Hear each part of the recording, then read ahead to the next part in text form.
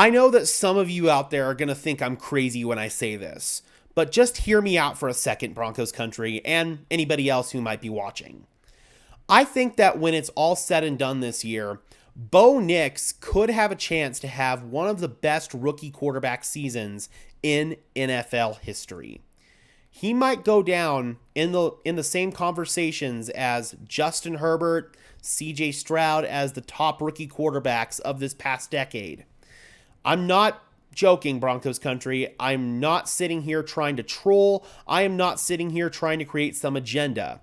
But when you look at the numbers and you look at the tape, he's really not too far off from those guys that we're talking about as the top rookie quarterbacks, like CJ Stroud, like Justin Herbert.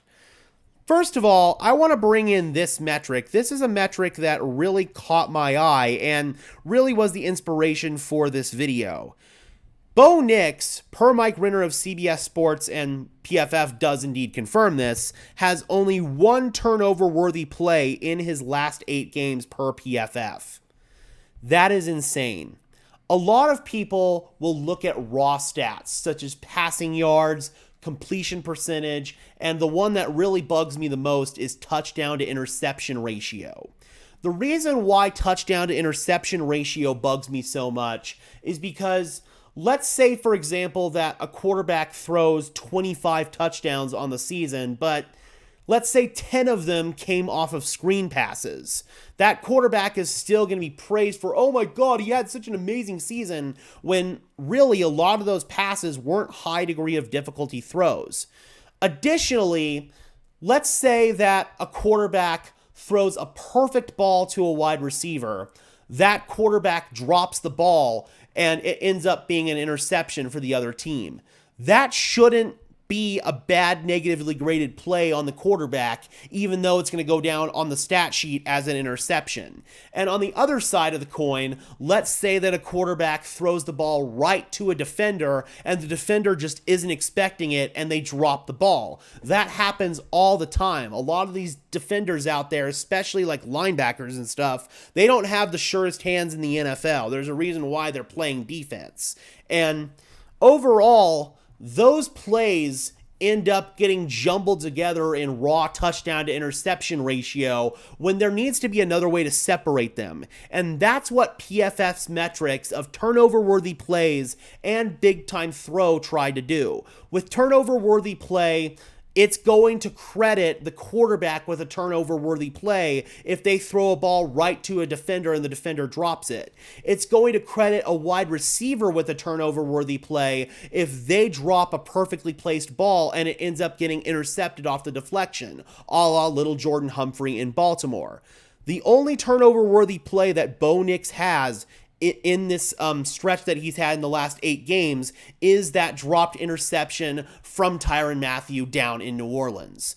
He had 5 turnover-worthy plays in the first 3 games of the season. So what this is showing is that Bo Nix is doing a much better job taking care of the football. And he's also pushing the ball downfield a lot more as well. That's very evident in the film. It's also evident when you look at his average depth of target from the first 3 weeks as compared to the last 8 weeks of the year.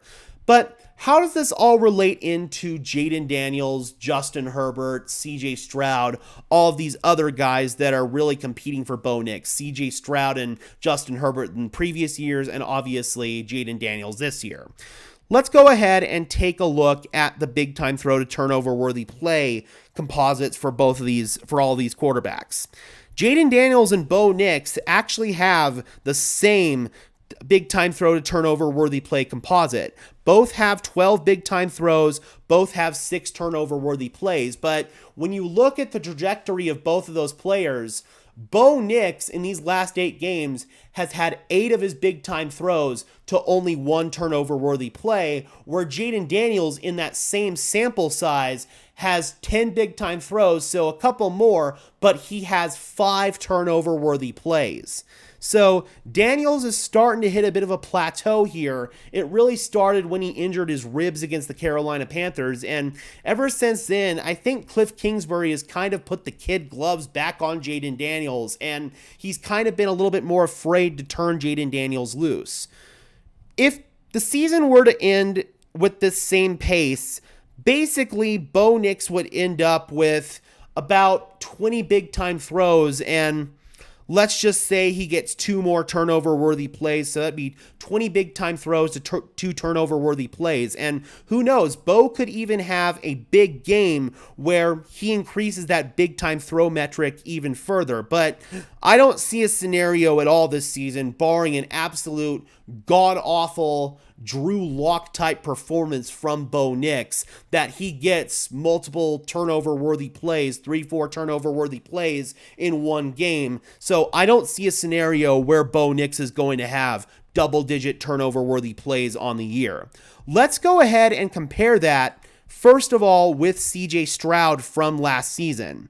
Last season, CJ Stroud, here he is right here, he had 26 big-time throws to 18 turnover-worthy plays. So for all the hype that Stroud got last year, he was putting the ball in harm's way at a much higher rate than Bo Nix is. And although Stroud might finish with a few more big-time throws, he's going to finish with a lot more turnover-worthy plays as well. That's something that I think we have to take into account here.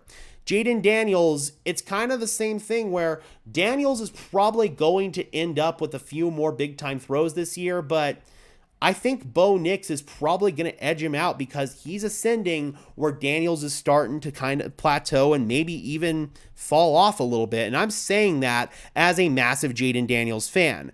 Now, let's go ahead and bring in Justin Herbert from 2020. Before Stroud got there, Herbert was widely considered as having one of the best rookie quarterback seasons.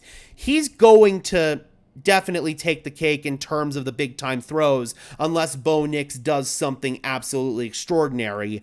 But still, 16 turnover-worthy plays, Bo Nix is going to have significantly less than that. I do think that Herbert and Stroud probably will still be considered better rookie quarterbacks in their respective rookie seasons than Bo Nix, but I don't see why we aren't considering Bo Nix for Rookie of the Year at this point. I really don't, because he's going up while Jaden Daniels is going down, and by the time the season's done, he might have pretty similar numbers there to guys like CJ Stroud, like Justin Herbert in these advanced categories. And unfortunately, these advanced categories just don't really get taken into account when it comes to making decisions like Offensive Rookie of the Year, MVP. They're just all looking at raw stats. That's why I take all of these awards with a grain of salt anymore, because they're basically just the who had the best stats awards in comparison to who's actually playing the best awards, and it's really unfortunate. Additionally, I do think that there are some flaws here with a couple of PFF's metrics, even though I do use them pretty frequently. Big time throw is one where I see people crapping on Bo Nix for only having 12 big time throws on the year, where PFF's grading system, I think, isn't as generous as they could be when it comes to what they define as big-time throws.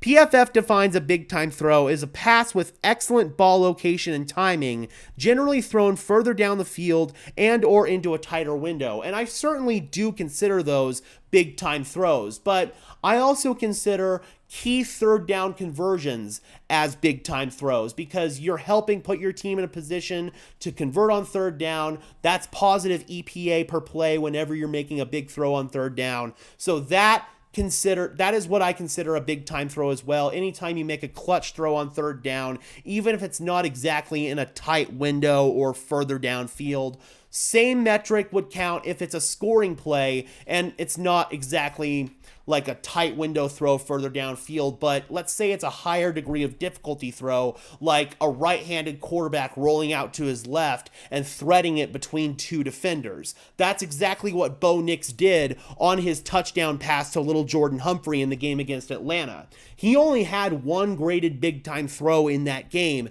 and that was the throw before the 2-minute warning to Devon Vele, which absolutely is a big-time throw, but per my big-time throw metric, he actually had 2 additional big-time throws. The touchdown to Humphrey, and then he also had that one where it was right before the fourth quarter. He was rolling out to his right. He launches a beautiful teardrop perfectly placed ball where Cortland Sutton is able to high point it over AJ Terrell and go up and get it. That's a big time throw for me as well, considering the high degree of difficulty of that throw and the perfect ball location. PFF didn't see it that way. They did not grade that as a big time throw. So I think that these stats have a little bit of a flaw to them. And when you look at the film, Bo Nix and Jaden Daniels, and if we were to use my grading system here, they would probably be almost equal in terms of big time throws. And he'd probably be up there with CJ Stroud and Justin Herbert in terms of the amount of big time throws that he made. Also, I think about that big throw that he made on 3rd down in Kansas City to set up the Broncos for the would-be game-winning field goal. That did not go down as a big-time throw, but you can't tell me that that wasn't a throw that was big-time in that situation. So there are flaws with all of these stats like any, but when you look at it, it really does seem like Bo Nix should be in the conversation here with CJ Stroud, with Justin Herbert, and damn sure with Daniels as far as the best rookie quarterback season this year. But I think that it could go a step further and he could be up there with Herbert and Stroud. I really do, especially the way that he's continuing to ascend on the year. If he continues to keep this up, Bo Nix might be up there with Justin Herbert and CJ Stroud for best rookie quarterback season in NFL history. All right, Broncos country, be sure to leave a like on this video as well as subscribe and ring the bell so these videos appear in your notification feed. I would really appreciate it, guys. Those are both free and easy ways to show your support, helps tell YouTube's algorithm to push us out, and it helps us get seen by more and more members of Broncos country just like you and me.